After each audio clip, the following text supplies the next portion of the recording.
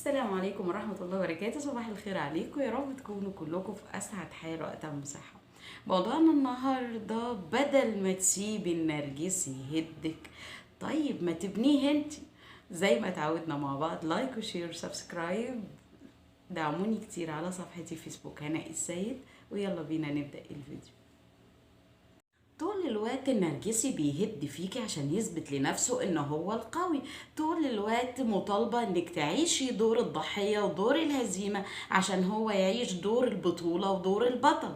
طول الوقت بتلغي في شخصيتك وبتتنازلي عن حقوقك، وفي نفس الوقت طول الوقت هو بيدوس عليكي اكتر واكتر. طب الله، طب ما تيجي نحل الصراع ده، لا هو يهد فيكي ولا انت تقاومي. يعني الموضوع محتاج منك حاجة بسيطة جدا، انك ما تسيبيش النرجسي يهد فيكي. دي اول نقطة.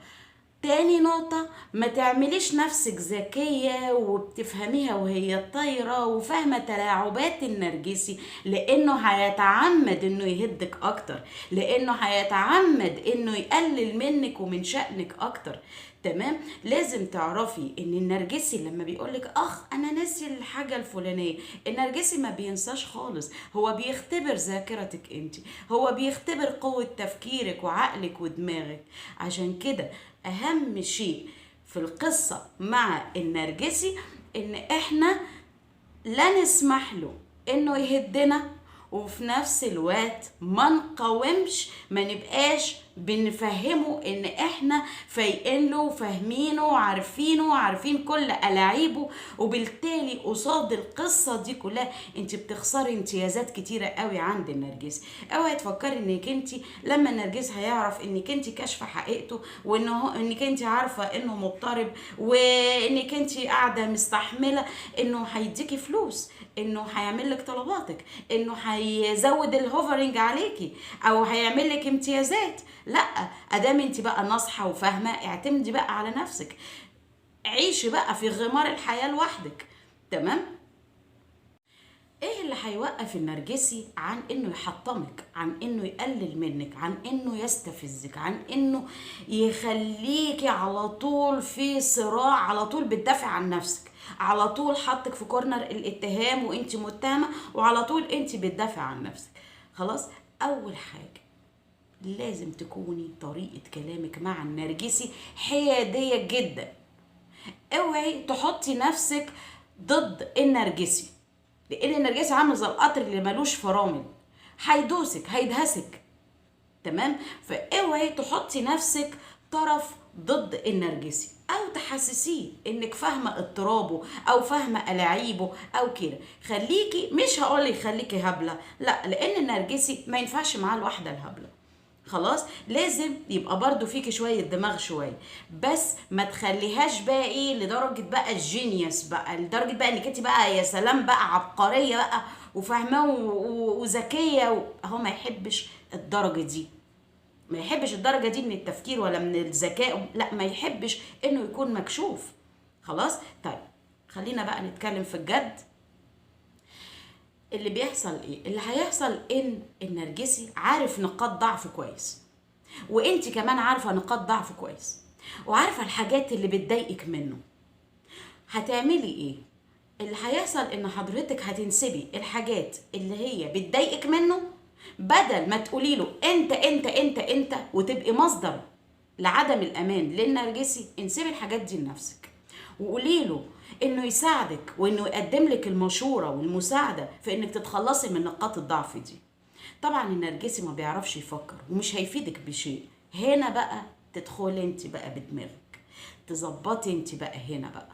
تمام؟ هتقول هنا، هتبدي رأيك في استراتيجية اللي هتحطيها لنفسك علشان تظبطي نفسك، عشان تظبطي نقطة الضعف دي. طبعا نقطة الضعف دي مش بتاعتك اصلا، دي بتاعت النرجسي، ولكن انت بتنسبيها لنفسك، وهتحطي الاستراتيجية صاد وتتناقشي معاه وتحوريه عن ازاي انك انت هتظبطي نقطة الضعف دي في نفسك، خلاص، وتبتدي الموضوع عملي. كل يوم تقولي له انت عملتي ايه، انت ايه الخطوات اللي عملتيها، انت وصلتي لنتيجة ايه. لازم تفهمي ان النرجسي زي الطفل تماما. النرجسي يا جماعة ما لقاش حد يربيه، ما لقاش حد يعلمه، وما لقاش حد يربط له ما بين السلوك الايجابي والثواب وما بين السلوك السلبي والعقاب. وبالتالي هو ما عندوش اتخاذ قرار وما عندوش حكم على الاشياء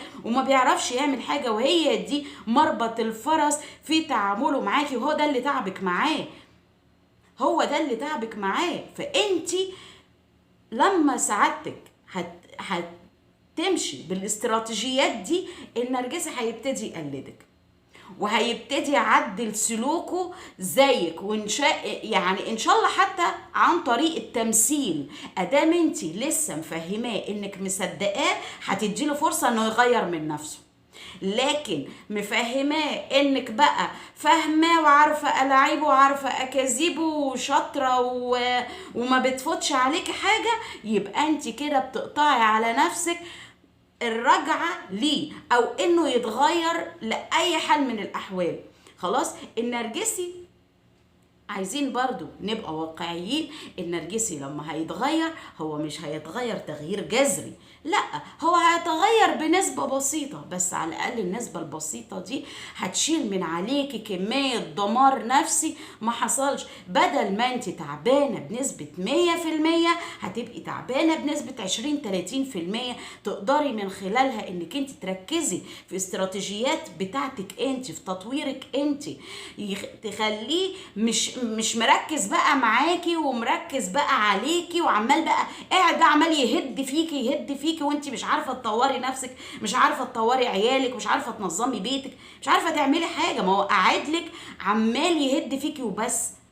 تمام. لكن لما انت هتعملي كده ما عندكيش فكره بقى، هيقلدك وهيبتدي انه يعدل شويه شويه من سلوكه. انت كمان ساعديه على انه شخص كويس، حاولي تفهميه انه شخص طبيعي، حاولي تفهميه انه شخص ما مش وحش، انه يتعاشر، ان ده بس مش لدرجة انك انتي تطلعيه فوق قوي، مش لدرجة انك انتي تخليه يبقى مغرور ويستكتر نفسه عليكي فيجيبك برضو ارض. خلاص. الموضوع محتاج منك حكمة، محتاج صبر، محتاج انك انتي تفهمي نفسك كويس قوي وتفهمي النرجسي وتعرفي انك انتي تحولي نقاط الضعف اللي بتضايقك فيه، النقاط اللي دايما انتي تعبانة فيه معاها، يعني معاه فيها، خلاص، انك انت تحوليها لنقاط مش هنقول قوة، بس على الأقل لنقاط ما تألمكيش، ما تجرحكيش انت نفسك. تمام. النرجسي اللي طول الوقت قاعد ساكت ومش عايز يتكلم معاكي، هو خايف يتكلم معاكي لانه عارف ان دماغك اكبر من دماغه، وانك هتكتشفي حاجات من كلامه تخليه يبقى مدان قصادك.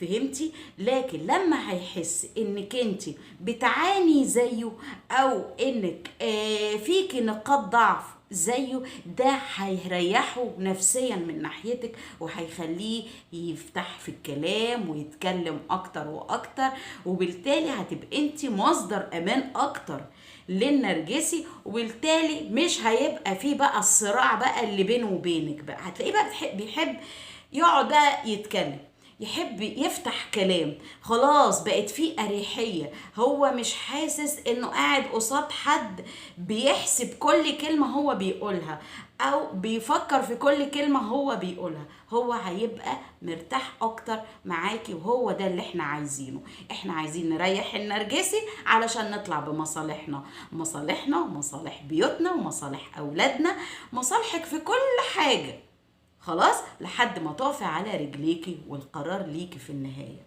تمام. يا رب يكون الفيديو عجبكم، يا رب أكون قدرت أشرح النقاط السابق ذكرها. أستودعكم الله الذي لا تضيع ودائعه، والسلام عليكم ورحمة الله وبركاته.